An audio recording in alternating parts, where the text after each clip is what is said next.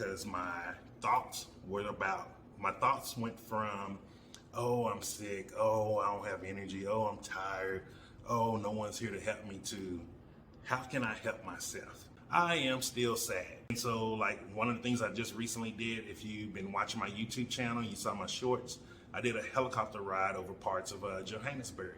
One of the things I did, I have laundry service, so I don't have to wash and fold my clothes. They pick them up on Wednesday and they drop it off to me on Friday. It's like I don't have the joy to cook anymore. Other thing I do every 2 weeks, I do a manicure and pedicure. And so, like, think about it, like if you've ever went on a diet or something like that and you didn't get the success that you want, really be honest with yourself right now. What were your thoughts around that diet?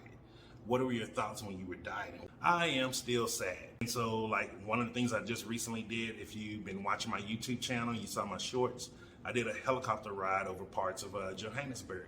One of the things I did, I have laundry service, so I don't have to wash and fold my clothes. They pick them up on Wednesday and they drop it off to me on Friday. It's like I don't have the joy to cook anymore. Other thing I do every 2 weeks, I do a manicure and pedicure.